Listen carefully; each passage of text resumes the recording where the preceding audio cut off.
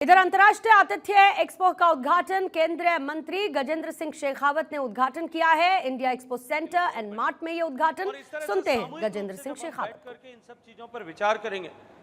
इन avenues को समझते हुए इसको आगे बढ़ाने के लिए यदि हम काम करेंगे तो सरकार का ये विजन और माननीय प्रधानमंत्री जी का इस संकल्प कि हम भारत की ती को 2047 तक विकसित भारत बनाएंगे, उसके मार्ग में ये सेक्टर बहुत बड़ा योगदान अपनी तरफ से भारत को विकसित बनाने में कर सकता है। इन अपार संभावनाओं को देखते हुए हमारा टूरिज्म सेक्टर ग्रो करे। आज जो चुनौतियां टूरिज्म सेक्टर के सामने आ रही है कि जो हमारी जिस तरह से हमारे टूरिस्ट का नंबर बढ़ा है, लेकिन उसके प्रोपोर्शन में जिस तरह से हमको डेस्टिनेशंस इंक्रीज करने चाहिए थे वो डेस्टिनेशंस हम इंक्रीज नहीं कर पाए। मैंने राज्य सरकारों से भी बात की है बनने के बाद में, और अभी हम रीजनल कॉन्फ्रेंसेस के माध्यम से उनको मोटिवेट करने वाले हैं कि आने वाले समय में हम अपने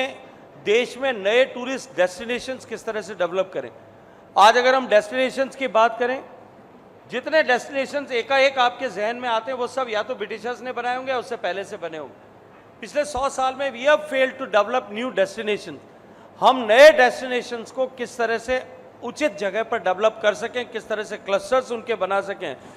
इसके ऊपर काम करने के लिए सरकार प्राथमिकता से ध्यान दे रही है और इंडस्ट्री और सरकार दोनों मिलकर के इस सेक्टर को आगे बढ़ा सकें। हम सब कटिबद्ध हैं। I promise all of you कि हम मिलकर के